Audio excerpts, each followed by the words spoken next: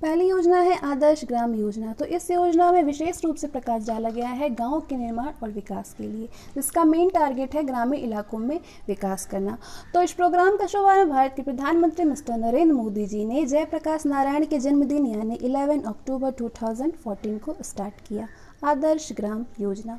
दूसरी योजना है सहकारी विकास योजना यानी कोऑपरेटिव डेवलपमेंट स्कीम्स। ये योजना जो है वो एनसीडीसी द्वारा यानी नेशनल कोऑपरेटिव डेवलपमेंट कॉरपोरेशन द्वारा सृजित 1000 करोड़ रुपए के सहकारिता स्टार्टअप और नवाचार विधि यानी CSIF से लिंक्ड होगी। तो इस योजना का लाभ लेने के लिए कम से कम 1 साल से संचालित सभी प्रकार की सहकारी समितियां जो है वो पात्र होंगी। तीसरी योजना है सूखा विकास कार्यक्रम यानी ड्रॉट डेवलपमेंट प्रोग्राम। तो इस योजना में सूखे के प्रतिकूल वित्तीय प्रभाव से निपटने के लिए 1999 में राष्ट्रीय कृषि बीमा योजना यानी NAIS और 2017 में मौसम आधारित फसल बीमा योजना की शुरुआत की गई थी। चौथी योजना है मनरेगा। मनरेगा यानी महात्मा गांधी राष्ट्रीय ग्रामीण रोजगार गारंटी अधिनियम। ये अधिनियम जो है वो 2005 में बना है। इसका मेन लक्ष्य है अकुशल शारीरिक श्रम करने के लिए इच्छुक जो वयस्क हैं उनके द्वारा वित्तीय वर्ष में 100 दिनों की मजदूरी की गारंटी देते हुए ग्रामीण जनता की जीविका सुरक्षा को उन्नत बनाना। ये योजना जो है वो गरीबी उन्मूलन में पूरे विश्व में एक अद्वितीय पहल रही है। ग्रामीण विकास योजना के तहत पूरे देश में वार्षिक तौर पर लगभग 30 लाख यानी 3 मिलियन परिसंपत्तियां जो है वो सृजित की गई है, जिसमें कि जल एकत्रीकरण, सूखा राहत और बाढ़ नियंत्रण जैसे कार्य जो है वो शामिल हैं। पांचवी योजना है जवाहर ग्राम समृद्धि योजना। जवाहर ग्राम समृद्धि योजना जो है ये पूर्ववर्ती और जवाहर रोजगार योजना का पुनर्गठन जो है वो सुव्यवस्थित और व्यापक संस्करण यानी वाइड वर्जन है। ये योजना लॉन्च की गई है 1 अप्रैल 1999 को लॉन्च किया गया था। ये जो है ग्रामीण गरीबों के जीवन स्तर को बेहतर बनाने के लिए, उन्हें लाभकारी रोजगार देने के लिए डिज़ाइन किया गया है जवाहर ग्राम समृद्धि योजना। गरीबी रेखा से नीचे रह रहे या फिर गरीबी रेखा के जीवन के स्तर को और बेहतर बनाने के लिए ये डिज़ाइन किया गया है और गांव में रहने वाले लोग ही जवाहर ग्राम समृद्धि योजना के लक्ष्य समूह का गठन करेंगे। गरीबी रेखा से नीचे रह रहे वाले जो शारीरिक रूप से विकलांग लोग हैं, SC/ST परिवार को इसमें प्राथमिकता दी जाएगी। तो ये कार्यक्रम जो है वो पूरी तरह से ग्राम पंचायत स्तर पर लागू किया गया है। जिला ग्रामीण विकास एजेंसियां, जिला परिषदों को राज्य जो है वो मेल खाते में धनराशि सीधे ग्राम पंचायतों को जारी की जाएगी। ठीक है। SC/ST के लिए व्यक्तिगत लाभार्थी योजनाओं के लिए 22.5% जवाहर ग्राम समृद्धि योजना फंड रखे गए हैं। विकलांगों के लिए बुनियादी ढांचे के निर्माण के लिए वार्षिक आवंटन 3% उपयोग किया जाएगा।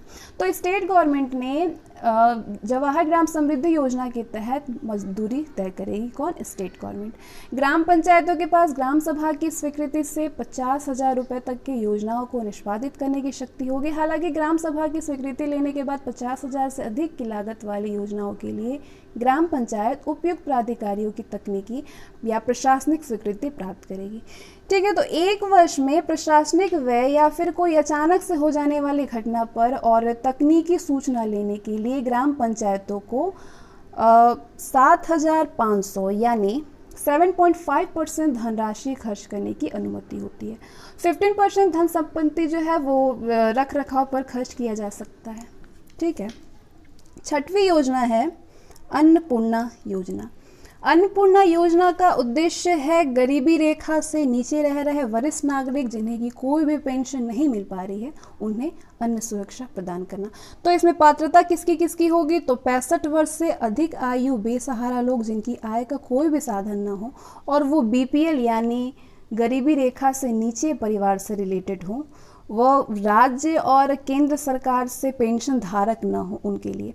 तो सहायता इनको क्या मिलेगी? प्रति माह 10 किलोग्राम खाद्य सामग्री जो है वो निःशुल्क दी जाती है, फ्री में दी जाती है। तो इसके संपर्क अधिकारी है निर्देशक खाद्य एवं आपूर्ति विभाग, हिमाचल प्रदेश। ग्राम विकास मंत्रालय द्वारा इस योजना की शुरुआत 2000 से 2001 में की गई है। तो इसमें भागीदारी 65 साल या फिर उनसे अधिक के आयु के जो दरिद्र वरिष्ठ नागरिक हैं, जो राष्ट्रीय वृद्धावस्था पेंशन योजना यानी NOAPS के अंतर्गत वृद्धावस्था पेंशन के लिए हकदार हैं, बट उन्हें पेंशन नहीं मिल पा रही है, उन्हें इस योजना के अंतर्गत शामिल किया गया है और उनको प्रति व्यक्ति प्रति माह 10 किलोग्राम अनाज जो है वो मुफ्त आपूर्ति योजना के अंतर्गत की जाती है। ठीक है। 7वीं योजना है अंत्योदय अन्न योजना। इस अंत्योदय अन्न योजना का लक्ष्य है सार्वजनिक वितरण प्रणाली को अधिक केंद्रित तथा गरीब आबादी के अत्यंत गरीब वर्ग तक पहुंचना। अंत्योदय अन्न योजना को 2000 में स्टार्ट किया गया था। ठीक है। ये जो है ये कार्ड भारत सरकार द्वारा, ये जो योजना जो है अंत्योदय अन्न योजना, ये भारत सरकार की एक योजना है। ये कार्ड भारत सरकार द्वारा उन सभी भारतीय नागरिक को दिया जाता है जो गृहस्थी श्रेणी से बाहर हो, मतलब कि बहुत ज़्यादा गरीब हो। इस कार्ड में बाकी कार्ड से ज़्यादा राशन प्रदान किया जाता है। ठीक है। गृहस्थी कार्ड वालों को अब यूनिट के हिसाब से प्रति यूनिट 3 किलोग्राम गेहूं और 2 किलोग्राम चावल दिया जाता है, जबकि अंत्योदय कार्ड वाले को हर महीने 35 किलोग्राम राशन, जिसमें कि 20 किलोग्राम गेहूं और 15 किलोग्राम चावल शामिल है, वो मिलता है इसमें। ठीक है। 8वीं योजना है स्वराज धार्य योजना। स्वराज धार्य योजना जो है इसका है सबका साथ सबका गांव सबका विकास कार्यक्रम है। इस योजना का उद्देश्य है सामाजिक समरसता को बढ़ावा देना, गरीब परिवारों तक पहुंच बनाना और केंद्र सरकार की विभिन्न जन कल्याणकारी योजनाओं और कार्यक्रमों से वंचित रह रहे सभी लोगों को इनके दायरे में लाकर उनको लाभान्वित कराना था। ग्राम स्वराज अभियान देश के 21,058 गाँव के लिए विशेष पहल शुरू की गई है। ठीक है। 9वीं योजना है राजीव गांधी गांव विद्युतीकरण योजना, यानी RGGVY स्कीम्स, यानी Rajiv Gandhi rural electrification project. Rajiv Gandhi ग्रामीण विद्युतीकरण योजना की शुरुआत अप्रैल 2005 में सभी ग्रामीण परिवारों को विद्युत पहुंचाने के उद्देश्य से की गई थी। तो इस योजना के तहत गरीबी रेखा से जुड़े सभी परिवारों को मुफ्त में कनेक्शन उपलब्ध कराए जाते हैं। इस योजना के तहत परियोजना को पूंजी अनुदान का 90% जो है वो भारत सरकार द्वारा उपलब्ध कराया जाता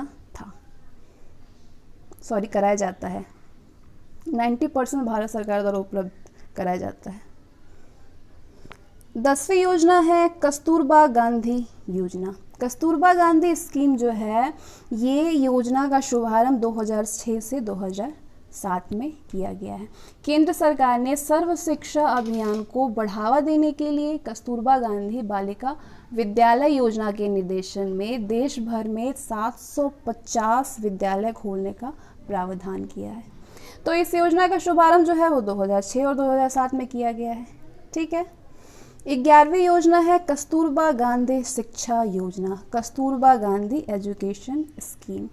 भारत सरकार के द्वारा ये योजना की गई है। ये योजना जो है 2004 में अनुसूचित जाति, मतलब SC/ST कास्ट के जो है शेड्यूल कास्ट, अनुसूचित जाति, जनजाति, पिछड़े वर्ग की बालिकाओं के लिए सुदूर ग्रामीण क्षेत्रों में आवासीय उच्च प्राथमिक विद्यालय की स्थापना के लिए कस्तूरबा गांधी बालिका विद्यालय योजना का शुभारंभ किया गया था। ठीक है।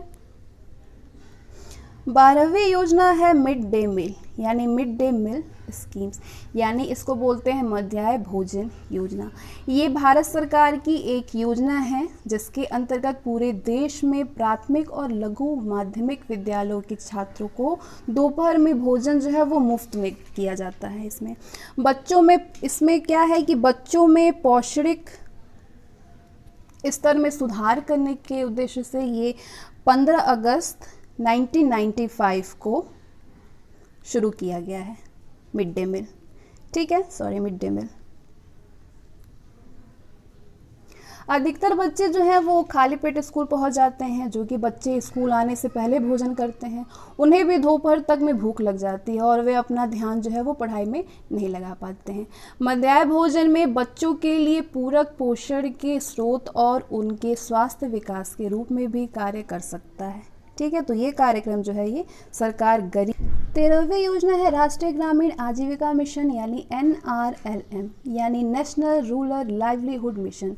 तो ये जो है 29 मार्च 2016 में NRLM का नाम बदलकर दीनदयाल अंत्योदय योजना यानी DNRLM यानी दीनदयाल अंत्योदय योजना राष्ट्रीय ग्रामीण आजीविका मिशन कर दिया गया है।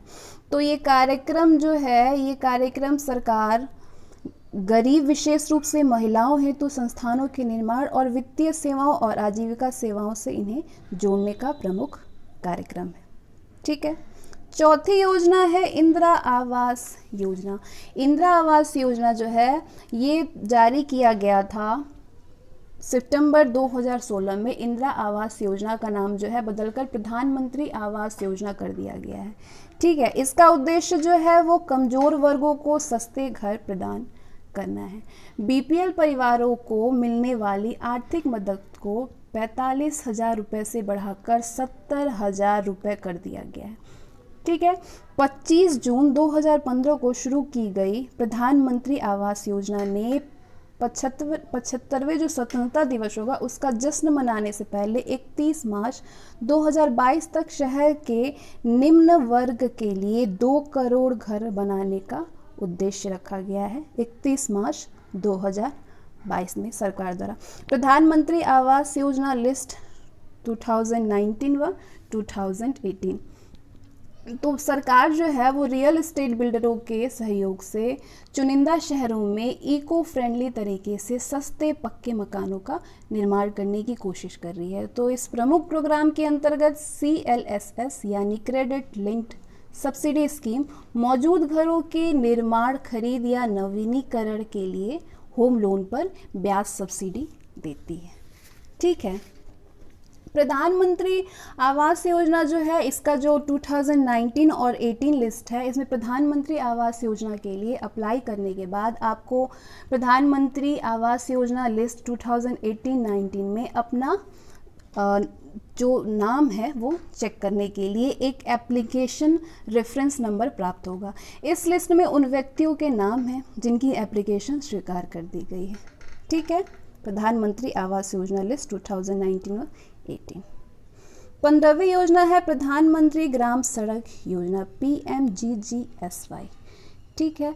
ये जो योजना है हाल ही में मंत्रिमंडल की आर्थिक समिति ने पूरे देश में ग्रामीण सड़क जो है सड़क कनेक्टिविटी को और मजबूत बनाने के लिए PM ग्राम सड़क योजना के तीसरे चरण को मंजूरी दी गई है।